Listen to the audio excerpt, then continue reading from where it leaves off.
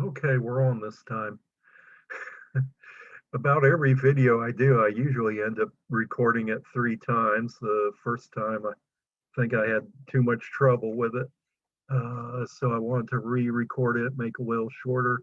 Then the second time, I realized I didn't have my microphone plugged in. So anyway, this is a talk I gave at Cedar Key a few years ago in 2018. In fact, 3 years ago this weekend, for the Levy County Historical Society. And this is the forgotten part of the Seminole War. And I even have a slideshow, which I found this other day looking at old files on the computer. The armistice years of the Second Seminole War, 1840 to 1841. The war's forgotten year. Oh, I don't think I'm on share screen. Hold on.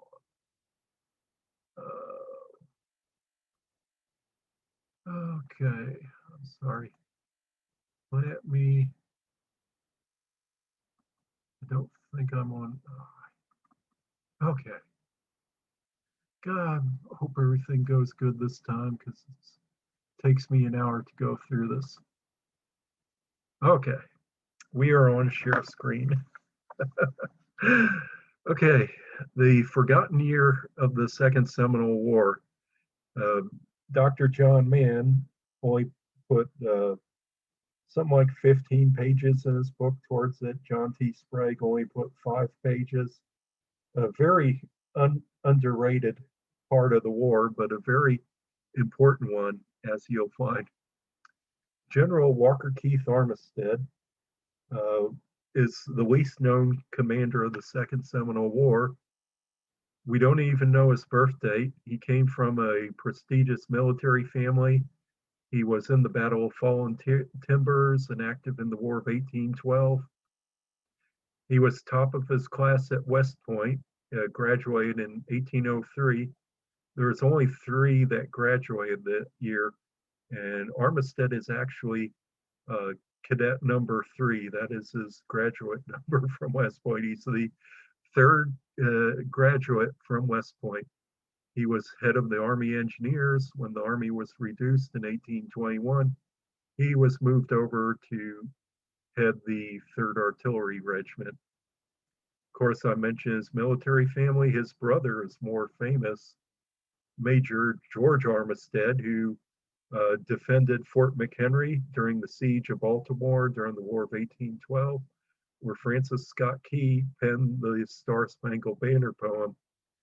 And he became famous for the defense of Fort McHenry, but he stayed famous because he died soon after, died in 1818. Walker, his brother Walker, never reached that legendary status. Even more famous is Walker Armistead's son, Lewis Armistead, who we know as the Confederate officer who died at the Battle of Pickett's Charge in Gettysburg. He went to West Point as well, but he was resigned from West Point, expelled when he broke a dinner plate over the head of a fellow cadet.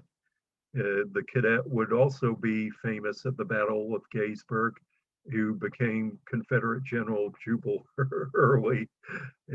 Confederate General Jubal Early once had a coworker who was related to the Armsteads, and she says the quote attributed to Pickett at Pickett's Charge, "Give them cold steel, boys." She said their family history actually says that Lew Armistead had said that. Of course, the Second Seminole War was only supposed to end after a few weeks, but turned up to be the ruin of many commanding officers. Colonel Duncan Clinch, the first commander, General Duncan Clinch, he had been commanded Army forces at the destruction of Negro Fort, Prospect Bluff. Did really nothing there. The only other battle that he's known for is the Battle of Withlacoochee at the beginning of the Second Seminole War, which is considered a loss for the Army, and he resigned from the Army shortly after, and moved to Savannah and became a banker. Um, the next general, Winfield Scott, uh, his disastrous campaign in Florida of gathering three armies together and rounding up the Seminoles failed miserably. Uh, General Edmund Gaines, the third one, right before Scott arrived in Florida, he did a campaign to try to round up the Seminoles, went up from Tampa Bay up to Fort King, and he ended up getting surrounded by Seminoles himself and under siege for about 10 days. Afterwards, General Scott and Gaines, they have a court of inquiry that's conducted for several months up in Fredericksburg, and they're bitter rivals after that. Well, they're just two totally different leadership styles. Scott blames his failure on General Gaines because he says that Gaines used up all the stores, the food and supplies that he had stockpiled to conduct his campaign. And while that's going on, before there's a military general to arrive in Florida, Richard Keith Call, who was the general of the military forces in Florida, um, he tries to campaign to go after the Seminoles, and he's not successful either. It does result in the Battle of Wahoo Swamp, which is not successful for the Army there. After that, General Thomas Sidney Jessup, he's the Army quartermaster, and he's finally successful against the Seminoles because he realizes that you need a good logistics supply route to keep the Army moving in the field. After 2 years, he hands it over to Zachary Taylor, who was successful at the Battle of Okeechobee. Well, successful on who you ask. The battle had the highest casualty number in the war, but it works out good for Taylor, and he's made commander of the forces in Florida, which he remains for 2 years. During his time, the commanding general of the Army, Officer Alexander McComb, comes down and he negotiates with the Seminoles, said that they can stay in Florida if they remain at peace and stay south of the Peace River. After 2 years, Taylor hands over his command to General Armistead. Taylor and Armistead, with the transfer, did not meet. They did not communicate at all. Taylor is a micromanager. He's over in Cedar Key. Armistead is up in Gary's Ferry or Fort Heilman on Black Creek. They're on kind of opposite sides of the state, just about.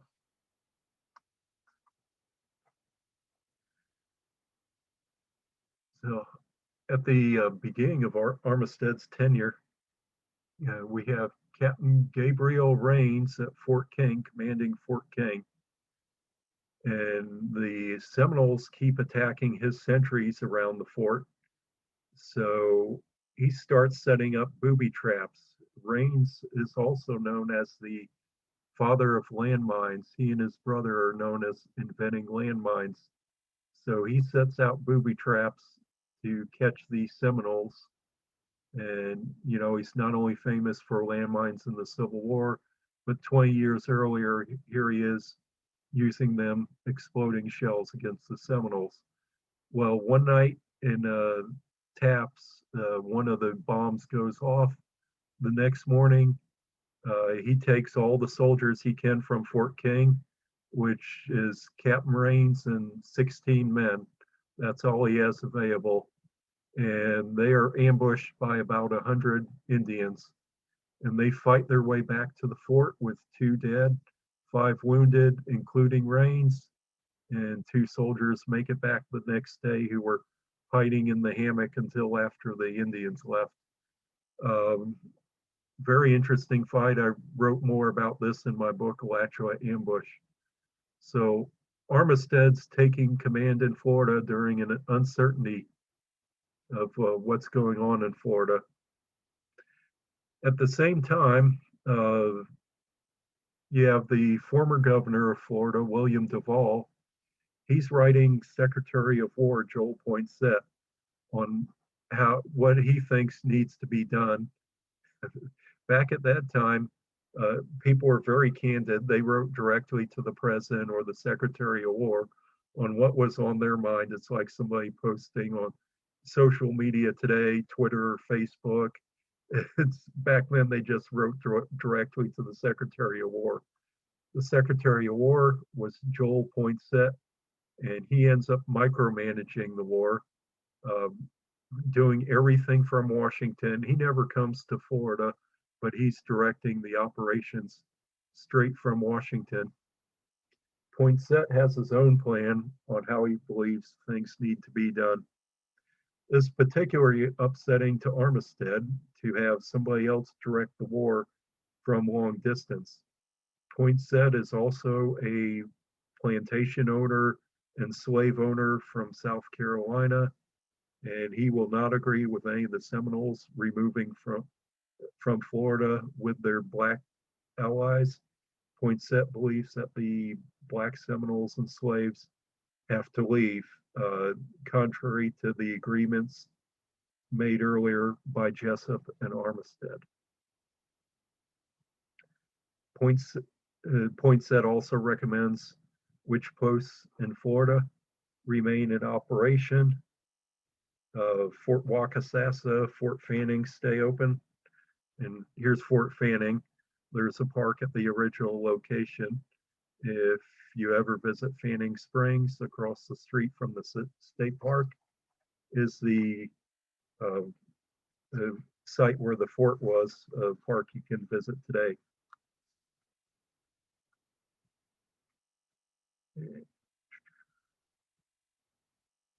And of course, Armistead announces his operations, that Fort Heilman and on Black Creek or Gary's Ferry, he wants the military facilities closed and move his headquarters to Fort King.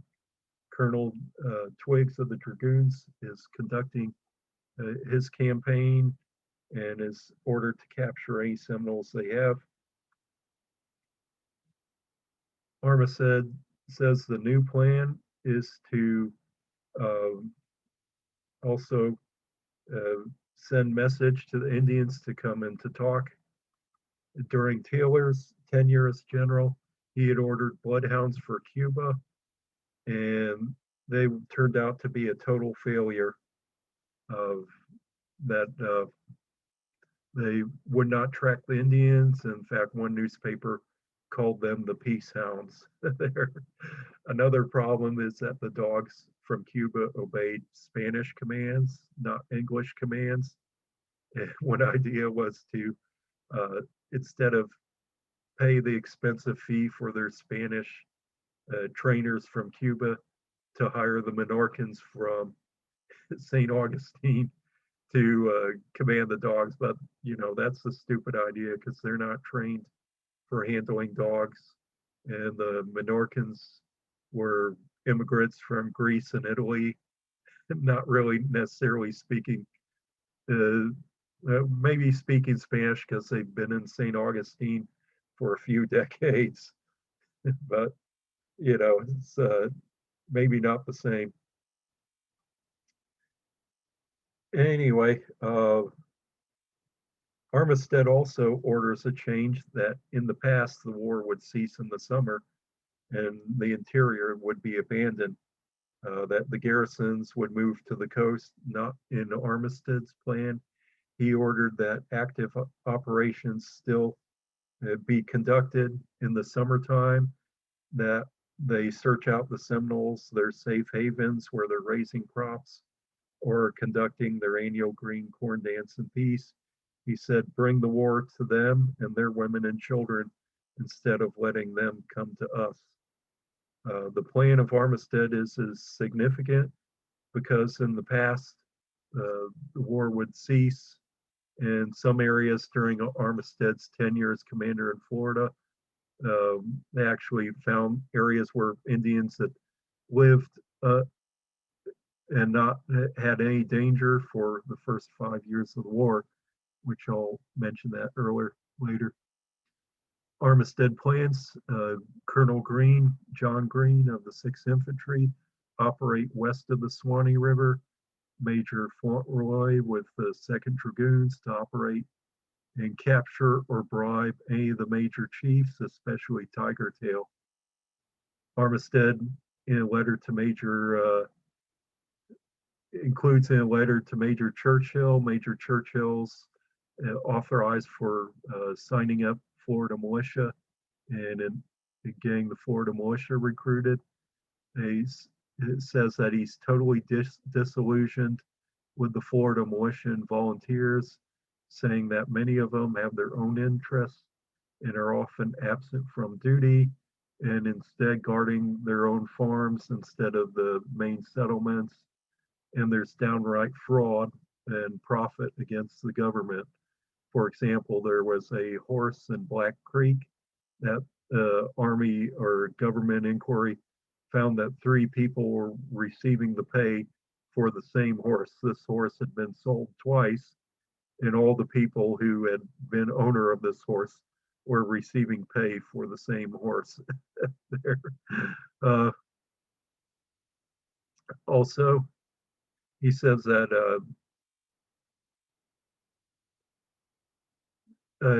some of the Florida militia, they don't conduct military drill and training, and also that they don't clean and inspect their muskets or rifles. So they're having problems doing that.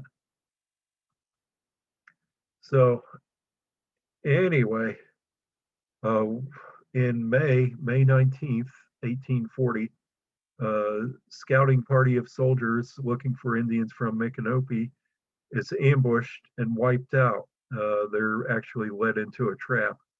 It's command under Lieutenant James Sanderson, who had actually been in the Army as a non-commissioned officer for about 20 years prior, and well-respected officer. And the bloodhounds are used to try to track the warriors, and they are not successful for that. At the same time, Wildcat or Coacoochee attacks a troop of actors traveling from St. Augustine to Piccolata and takes all their Shakespearean costumes that they had, an incident that's pretty famous in the war.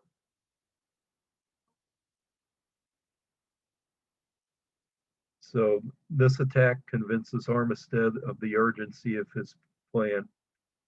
And that same month, Armistead, Secretary of War, had General Armistead write to Governor Reid to call up 1,000 militia, 500 mounted, and 500 infantry to protect settlements from Noonanville to Tallahassee. Later, the number is increased by 500 mounted because they are never successful or on recruiting any infantry for service in Florida. They can only recruit the Florida militia that want to be mounted, who bring their horse, and that will receive pay for using their horse. They would be commanded by Colonel Green, who's operating out Fort Isilla, south of Monticello in Jefferson County. Unfortunately, Colonel Green will die a few months later at the Grove in Tallahassee.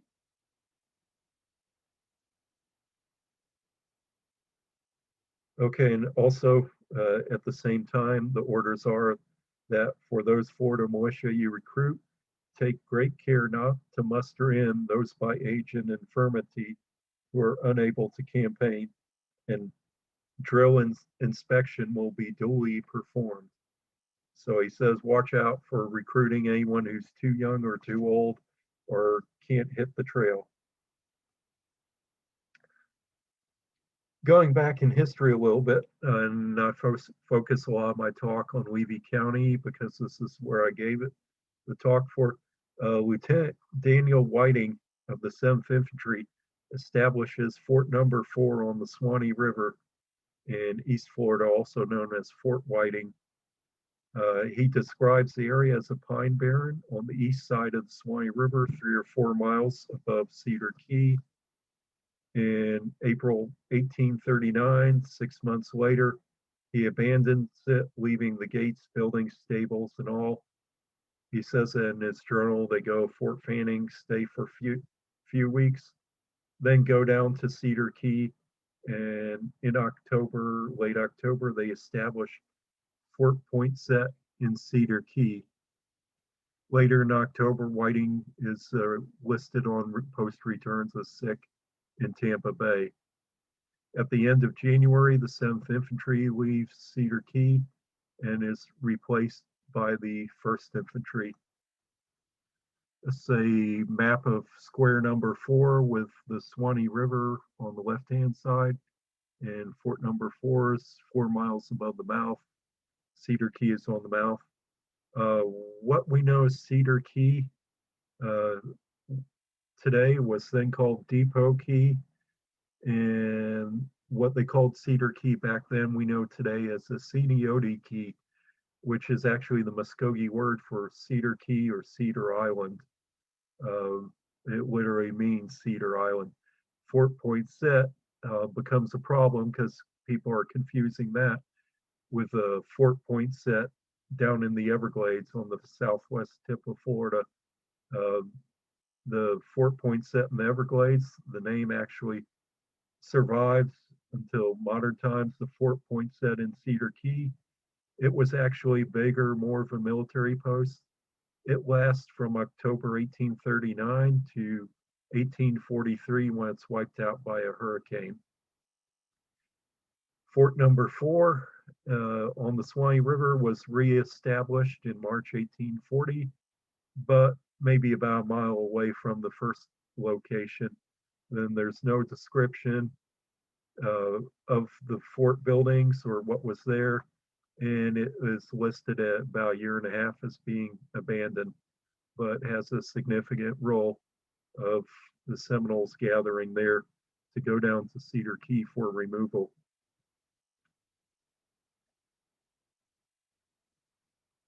Okay, and Armistead orders that Cedar Key also becomes the main hospital for the region. Colonel Taylor had established, or General Taylor had established the hospital in Cedar Key.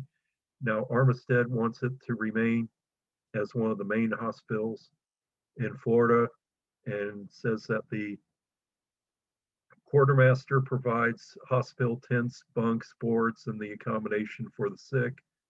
If there's no surgeon, order one there. And if they need an assistant, make sure they get one, which of course they will. There will be at one time up to 200 sick men in the hospital here. Armistead recommends Black Creek be abandoned. He said the hospital up there is fatal for the sick. The town is full of grog shops, and civilian and military population are in constant conflict. So he would have that hospital closed down and move down to Palatka, mainly for economy, because it's closer to the operation in Florida. So Cedar Key's the hospital, the main depot for that area operating in Florida, becomes Fort Fanning up on the Suwannee River. The Secretary of War approves the plan and sees the economy of it. Of course, after the 1st Infantry takes over Cedar Key, Lieutenant Masters of the 1st Infantry writes in his report to Colonel Twiggs on the 28th of May, 1840, I guess this is, that they captured an Indian prisoner, imprisoning him on Cedar Key, but they said the prisoner escaped. They followed his tracks along the shoreline, and they assumed they just drowned. I guess they assumed that he didn't know how to swim. Captain Ben Bonneville of the 7th Infantry, quite a character. I write more about him in my Alachua ambush book. He captures the camp of Ahamengo on the Ocklawaha River. At least he captures the camp, but only captures one person with the camp, a single child. There's evidence in the camp that convinces him that those in that camp were the Indians that attacked Captain Rains at Fort King in April, and also Lieutenant Sanderson near Micanopy from articles he found. General Armistead is able to approve the transfer of his son Lew Armistead from 6th Infantry to the 2nd Dragoons. The 2nd Dragoons is the prestigious regiment of the Army, saying that his son would be better qualified. But Lew Armistead declines and stays with the 6th Infantry. Armistead finally sets his plan in motion in June. Lieutenant Harney sends a scout expedition up the headwaters of the Ocklawaha River. Colonel Bennett Riley goes up to the Withlacoochee River. Armistead remains at Fort King for any Seminoles that want to come in and talk to him. Meanwhile, there's a lot of sick soldiers still at Gary's Ferry, and they're slow to sign up enlistees. And Armistead's sickness is not that bad, and they are not complaining much. In mid-June, Armistead writes the Secretary of War that he sent out 2 Seminole women with a message to the various chiefs that he's ready to talk with them and to come in and meet with him at Fort King. And Armistead also asked the Secretary of War to get Congress to authorize $50,000 to bribe the Seminoles to removal. His main objective is to remove the Seminoles, to pay him if he has to. He's very pessimistic about the governor's ability to raise more Florida militia soldiers. After the woman who's the emissary to the chief does not return, he sends out Lieutenant Ashton from the 2nd Dragoons to find them if they don't return. So Ashton goes up the Withlacoochee River from the Wahoo Swamp, and he sets up an encampment, and actually 2 women come out and meet him and said the Indians are coming into Fort King to meet Armistead. They say that the band that attacked Captain Rains near Fort King were Tallahassee Indians that were between the Withlacoochee and Suwannee River under Emathala, numbering 200 individuals. This is a different Emathala than King Philip. Emathala is basically just a title like a speaker or secondary chief. And it says the Battle of Fort King, they returned without any warriors killed. Now, the woman who meets him, her name is Betsy, or Old Betsy, and it says she is well informed of the history of events in Florida since the time of the British. And that means she's going to be at least 70 years old. And this kind of throws the soldiers off guard because they're expecting to meet with the chief and a warrior. And what they get is probably the matriarch, who seems to know a lot about what's going on. Her name's Betsy. It's not given any other name from the letters. And I'm wondering if she's Osceola's great aunt, Betsy Durant. I have no way of knowing, but that would be pretty cool if it turned out to be her. So she returns to talk with her people, and 2 more women come out, and they report that the people are scattered and starving, digging roots, and very reluctant to meet in large numbers for fear of being rounded up and captured. Lieutenant Ashton also is ordered, if the Indians show hostility, to capture or kill them, but things remain peaceful. And after a few weeks of not hearing any more, Ashton returns to Fort King. Armistead, of course, he's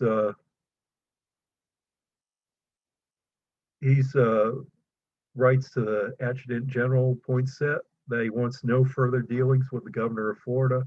The command in Florida has been split. The governor's given command of the Florida militia, and Armistead's given command of the regular army. And that's not been done in the war before. It's felt probably as an insult towards Armistead because previous officers had command of both. Armistead orders that the hospital in Tampa be broken up and moved to Cedar Key, close to where he's doing the operation. Lieutenant Colonel Harney and the 2nd Dragoons, meanwhile, have captured Coacoochee-Wildcat's mother and daughter near Lake Harney or Lake Jessup in what's now Seminole County. And they also learn intelligence that Wildcat's supplies of gunpowder and provisions were provided by the slaves on John Hanson's plantation 3 miles from St. Augustine. So that's the proof that they need, that the slaves are supplying gunpowder and supplies to the Indians. Lieutenant Colonel Riley in Bonneville from Fort Clinch returned to the Withlacoochee River and over to the Waukesassin and Suwannee up to Fort Fanning. And they go on scout in that area, which is pretty much all the area covered on this map, from Fort Clinch and the Withlacoochee River on the bottom right up to Fort Fanning on the upper left, which is all pretty much Levy County nowadays, Waukesassin in the middle. And they don't have any results except finding abandoned villages. Calling up a militia force was proving problematic because according to the militia law of 1795, militia enlistments could not last more than 3 months. And they're also finding it difficult to recruit any foot soldiers. One group that they recruited went to Gary's Ferry on Black Creek, which had no clothing or supplies for them, so they went to St. Augustine and were then ordered to the Suwannee River and to take up position at Fort Number 4. Of course, by the time they did that, their 3-month enlistment was over.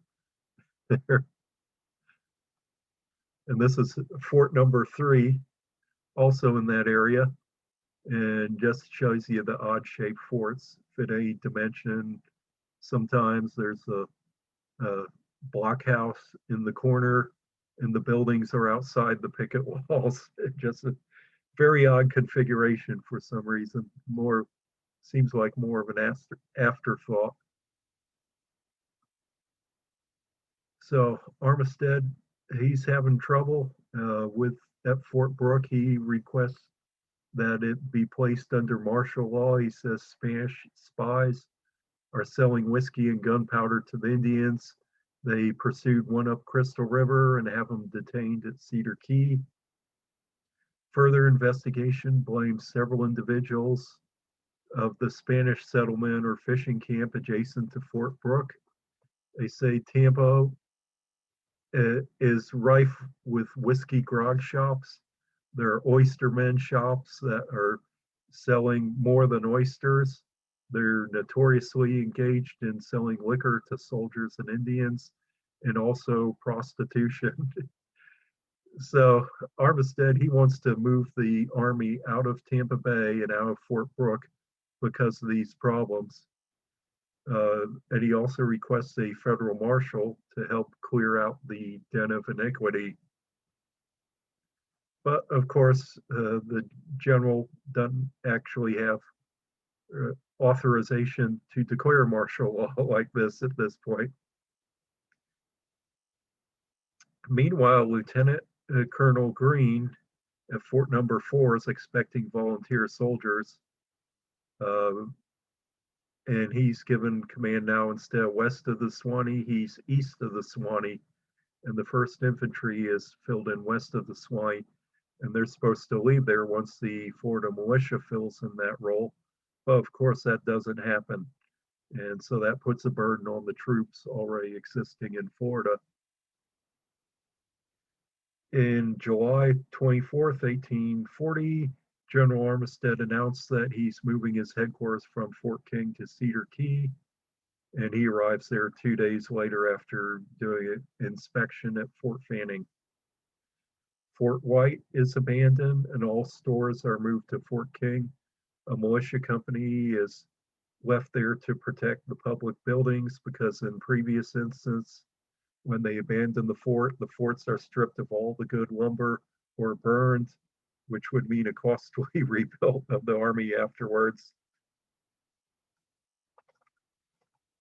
General Armistead, so once he gets to Cedar Key, he sends an invitation to Governor Reid to come down there and meet with them.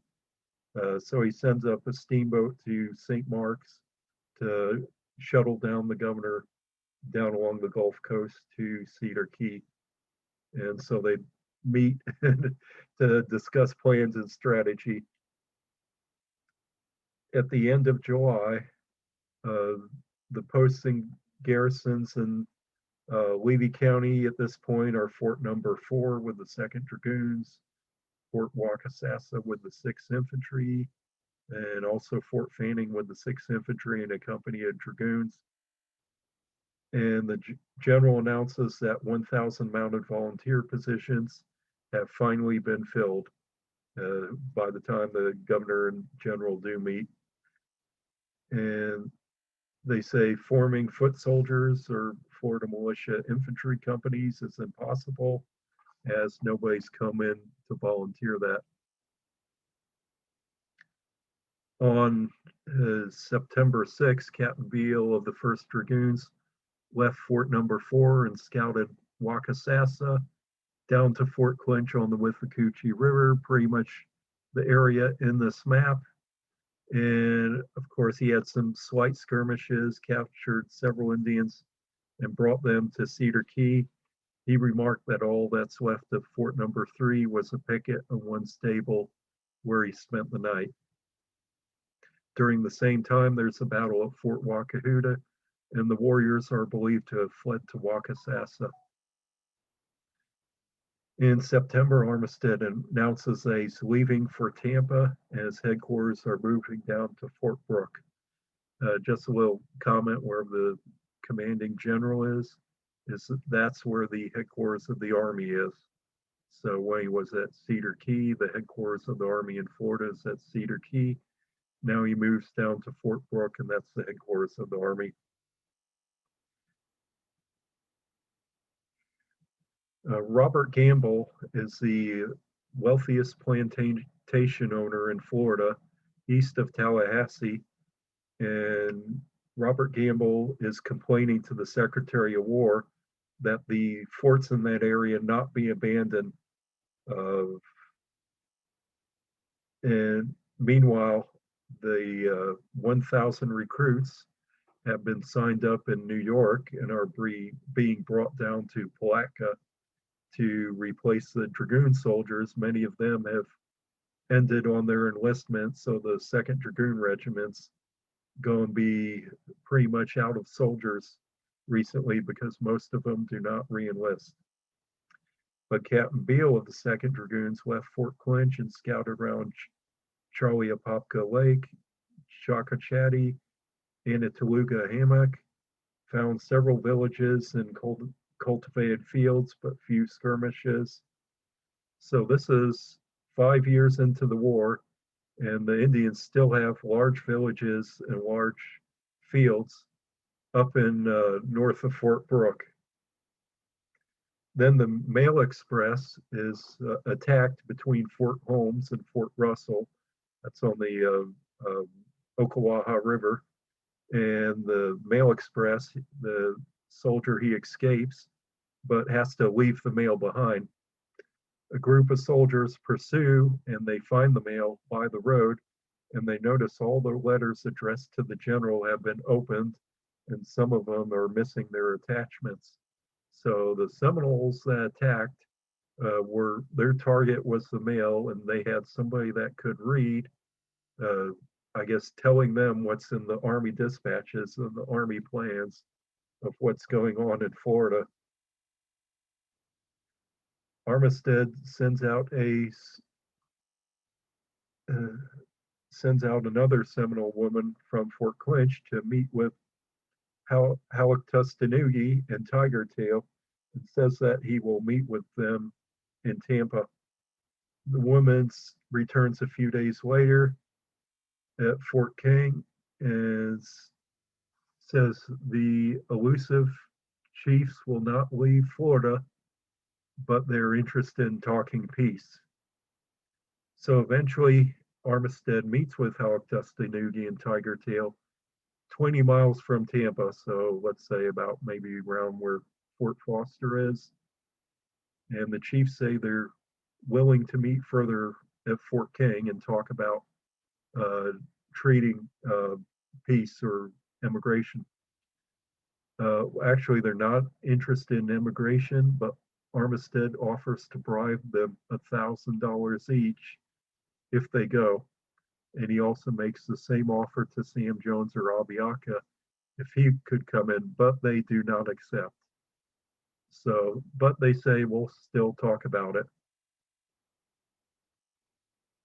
So meanwhile, the general's sending further tactical operations in Florida, chasing after the chiefs that do not want to meet. So in November, the general leaves Tampa to go back up to Fort King to await Halleck Tustenuggee. Meanwhile, 14 Seminole chiefs from Arkansas Territory arrive. The general thinks he'll use them to tell the Seminoles what great time they're having in Oklahoma and what a good thing it is for them to leave, which I don't think it'll work out too good, but they're of the opinion that peace is better than fighting. So the 1st Infantry goes down to Charlotte Harbor just to be on the seacoast for their health. And the 6th Infantry are occupying Fort Number 4 in Coacoochee to pressure any Seminole in the area to move to Tampa or conduct offensive operations if talks break down. So on the 13th of November, the General Armistead meets with Tiger Tail and Halleck Tustenuggee with the Seminole chiefs from Arkansas Territory at Fort King, hoping that they would change their minds and want to remove and go with the Arkansas Territory. So the general decides to sweeten up the deal. Besides the $1,000 each, he brings 3 barrels of whiskey there to maybe liquor them up if the money won't work.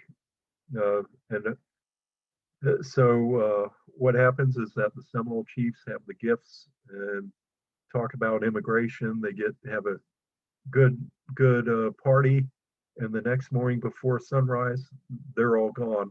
Halleck Tustenuggee and Tiger Tail are gone without a trace. Armistead, he's very indignant that they would leave on him like that when they promised peace and hinted at removal.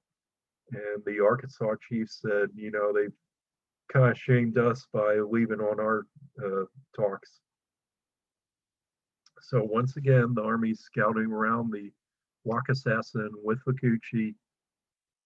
Armistead's ordered more musket cartridges and carbines, flints, and percussion caps. 300,000 musket cartridges from Chattahoochee Arsenal to set tactical operations up again. In November, the general orders, of course, the scouts to reestablish Fort Clinch, which had been abandoned.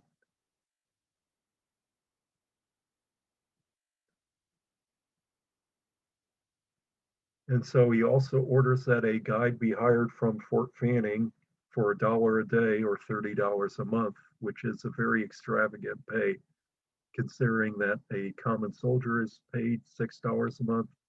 $30 a month is quite a lot, but of course they can't find anybody, and all the civilians have fled to Noonensville or Black Creek, and there's none around to recruit for that job, even at a wealthy price.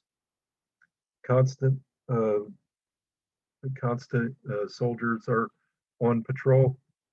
They're also trying to reach Coacoochee or Wildcat. His mother and daughter are prisoner in St. Augustine. And of course, that will be something that will be going on and for the next year until they're reunited.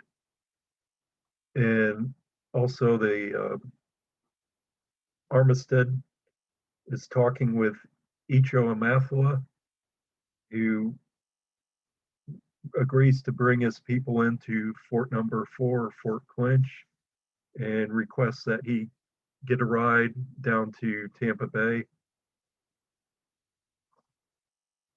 So the general says it looks promising. Now the Tallahassees are saying that a couple hundred of their people are going to surrender. And the general asset operations of tactical operations cease north of Tampa to allow the Indians to come in if they say they'll agree to remove. The brother of Tiger Tail agrees to come in and bring Tiger Tail and his family. So the Secretary of War says keep negotiations going, but also Secretary of War Poinsett says that the Miccosukes are notoriously treacherous and will try to prevent peace with the Seminoles. So the Army is distinguishing apart the Seminoles and the Miccosukee. Poinsett also says he doesn't like negotiating at Fort King because he says it's too far north. And at the same time, he says that the Macomb Treaty was bad because he had no legal ground to give any land to the Seminoles or agree for them to remain in Florida, especially after the Treaty of Payne's Landing. So Joel Poinsett, the Army Adjutant General, is taking an active operations or active command in Florida from Washington, D.C. Just when they thought several of the groups were coming in and everything was peaceful, then 4 days after Armistead says to cease all tactical operations, Army scouts out of Micanopy are attacked and wiped out, known as the Battle of Martin's Point. It's actually a supply caravan going from Micanopy to Wakahuta, commanded by Lieutenant Sherwood, who's a Green officer, has no combat experience in Florida. Sergeant Major Carroll, who does, who survived the attack at Micanopy the previous May, and a woman with the command is killed, Mrs. Elizabeth Montgomery. And this just rattles the country on the brutality of the attack. The attackers are believed to be Miccosukes under Halleck Tustenuggee. So the word of Miss Montgomery is published in almost immediately, or at least as soon as word got out to all the newspapers in Florida. And she's killed and buried in her family's cemetery in Cincinnati. This is her family crypt where her remains are buried, as known as Spring Grove Cemetery in Cincinnati, which is ironic since Mrs. Montgomery was killed in the Spring Grove area in Alachua County, and now she's buried in Spring Grove Cemetery in Cincinnati. So that's an interesting coincidence. So meanwhile, Colonel Loomis at Fort Clinch says he has some of the Indians that have arrived there, but they request more time to round up family members on the Steinhatchee River. The Secretary of War is getting requests of settlers to move to Cedar Key, but the Secretary of War says no, that he denies that the requests be utilized. No, I'm sorry, Joel Poinsett's the Secretary of War. I called him the adjutant earlier. That's actually Roger Jones. So, I have to correct myself. So the Secretary of War says Cedar Key is still be still may be utilized as a military reservation and a hospital, which it will be until 1843 when it's wiped out by a hurricane. Meanwhile, 150 Indians have arrived at Tampa, mostly Tallahassee's. Several Indians arrive at Anatoluga Hammock, not far from Chatty, and they have a lot of hogs with them. And the general tells his officers to buy the hogs and pay the Indians rather than have them driven to Tampa Bay. 71 Miccosukkees further come into Fort Clinch, but there's due to a delay on negotiating on getting them. 200 Indians are at Tampa, and Captain Beale's dragoons are sent there to guard them. And the general orders that some officers go to New Orleans and purchase clothing and goods for the Indians.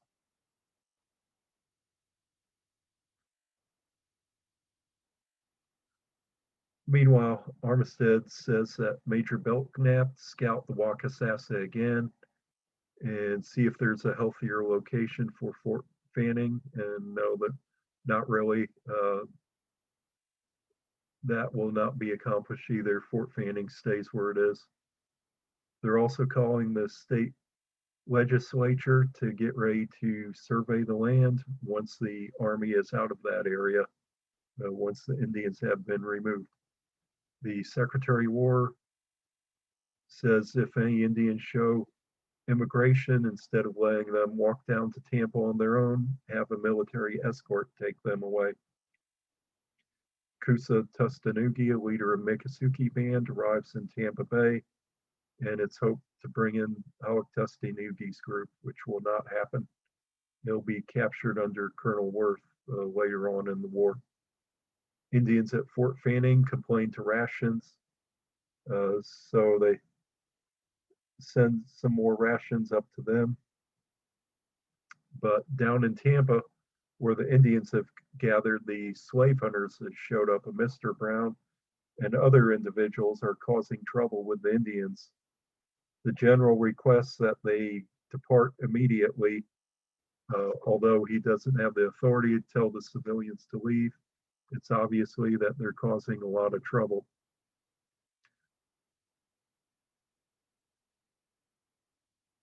And also, when the Coacoochee-Tustenuggee, when his people show up at Fort King and are arrive there to be taken down to Tampa, the officer commanding at Fort King, who's changed over, misunderstands and throws them in chains instead. Instead of sending them to Tampa, starts sending them to Palatka. So Armistead has to stop that immediately and turn them around.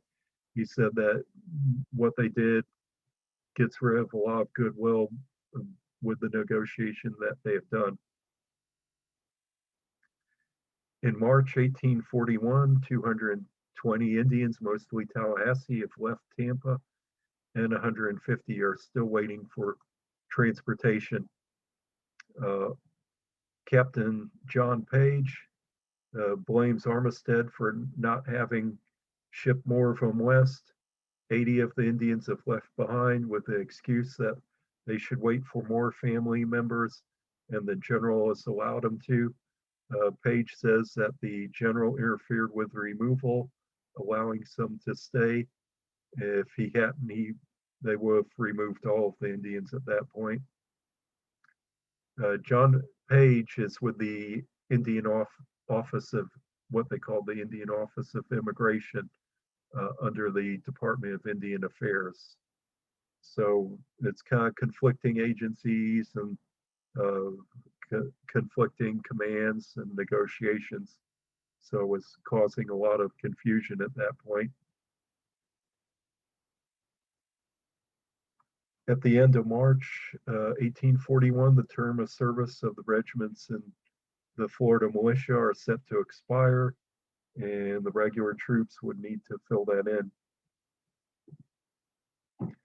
Also, the general tells of the subsistence stores at Cedar Key that send them to the Indians at Fort Fanning or Tampa, which creates a problem when 206 soldiers show up at Cedar Key from Sarasota, and suddenly they don't have supplies to feed them because they just sent them off. And so this is a miscommunication problems they're conducting in Florida during the war.